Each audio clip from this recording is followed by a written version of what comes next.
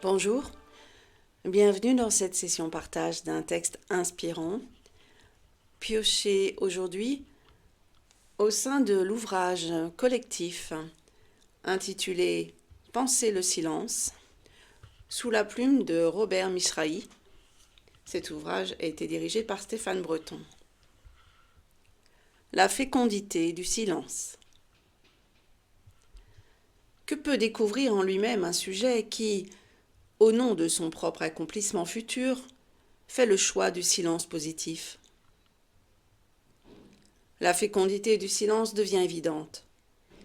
Il devient effectivement source matricielle de vie en ce sens qu'il permet, et parfois même qu'il implique, un retour réflexif sur soi-même. Il permet ou implique la découverte de l'intériorité. Il ne s'agit pas ici d'une méditation d'inspiration bouddhiste qui serait source de sérénité par l'extinction du désir, ce qui est le véritable sens du terme nirvana.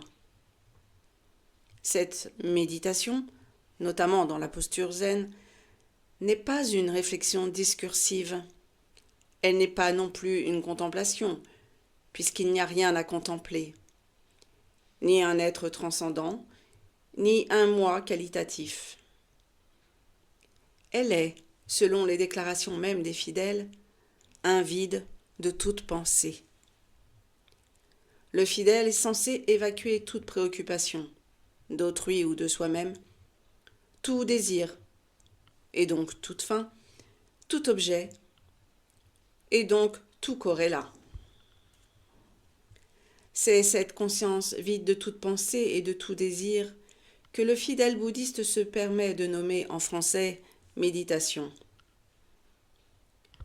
Selon sa définition, elle ne saurait par son silence induire une quelconque fécondité puisqu'elle n'est qu'un appel au vide.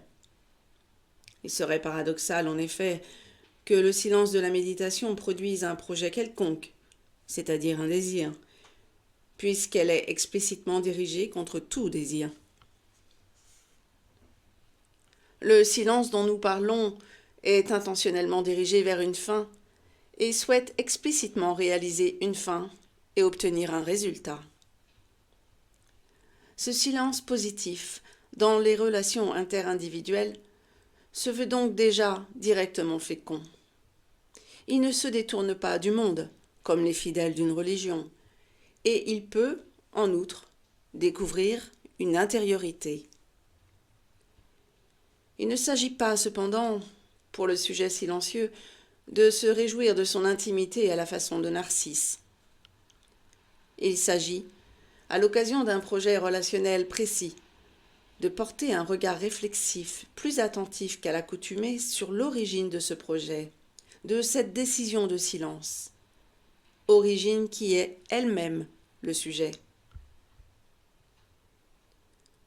L'intériorité, que peut révéler ou plutôt souligner le silence, n'est donc pas un moi substantiel et psychique, admirable ou haïssable, mais une conscience, consciente et d'elle-même et de son pouvoir de décision. En prenant la décision explicite et responsable de faire silence face à autrui et de bien peser et réfléchir son acte, le sujet est conduit à découvrir et sa réalité et sa liberté. Comprenant la contingence et la gravité de son acte, il peut prendre alors une conscience plus vive de sa réalité valable, de sa liberté et de sa responsabilité. S'il approfondit sa prise de conscience, il passera peu à peu de la spontanéité simplement consciente de la vie d'avant à la maîtrise de soi comme réflexion explicite. Ainsi, par le choix du silence positif, le sujet peut éventuellement découvrir ou approfondir un domaine nouveau qui s'ouvre à lui et qui est lui-même comme pouvoir et comme avenir. Toutes les grandes décisions se prennent dans le silence. Lorsque l'émergence d'une intériorité active se produit, On peut dire que la fécondité du silence matriciel est telle que, par lui, le sujet découvre et met en œuvre non pas seulement sa liberté, de premier et de second niveau, mais encore son pouvoir auto-créateur. En décidant, dans une perspective positive à l'égard d'autrui, de se taire au lieu de parler, et cela pour un temps qu'il sera finalement seul à définir, le sujet découvre et met en évidence à la fois sa maîtrise de soi et son singulier pouvoir. Il est capable, s'il sait déjà parler, de se reconstruire, de se constituer lui-même dans sa solitude, comme un être neuf. Et cet être n'existait pas auparavant. Seuls les êtres qui parlent peuvent être cause d'eux-mêmes sans se précéder eux-mêmes, et se faire silencieux en étant précédés non par un autre silence, mais par le pouvoir de parler. La découverte de son autonomie absolue, certains gardent le silence sous la torture, est en même temps, pour le sujet responsable, la redécouverte du temps dans sa vérité. Parce que le silence positif est destiné à cesser un jour, le sujet peut prendre conscience du fait que c'est lui-même, comme source de ses décisions, qui est à l'origine du temps vécu et de ses qualités. Angoisse ou impatience, calme ou sérénité, tension ou patience. Tous ces vécus proviennent de la décision même du sujet de faire silence.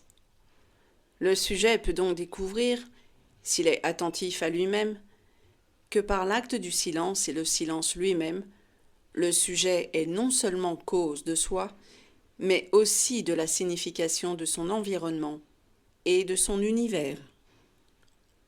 C'est dire que la fécondité du silence concerne non seulement l'être du sujet, découvrant sa réalité et sa puissance, mais encore toute la culture.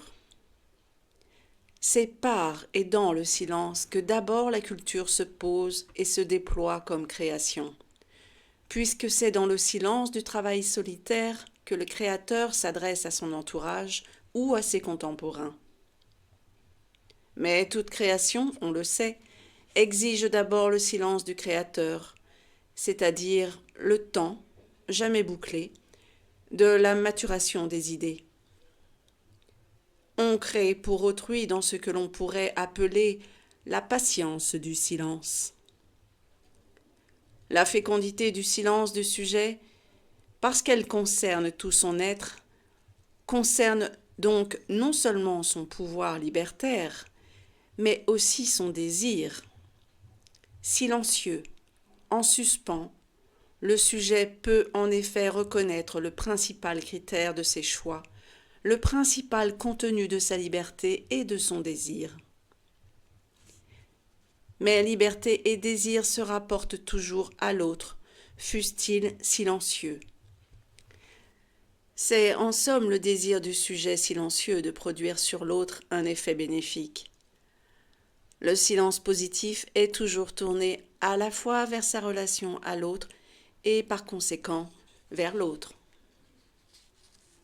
Les visées métaphysiques, existentielles, éthiques ou politiques s'élaborent dans le silence et la solitude de la réflexion. Mais l'être humain ne peut faire parfois le silence en lui-même et hors de lui que parce qu'il est l'être qui peut parler. Et c'est la libre parole, la parole écrite et parlée, qui est le don le plus précieux de la conscience humaine. En parlant, non pas pour ne rien dire, mais pour dire l'essentiel, l'être humain exprime simultanément la fécondité d'un étonnant talent, le don de la parole et la fécondité d'une générosité discrète, le don fait à autrui.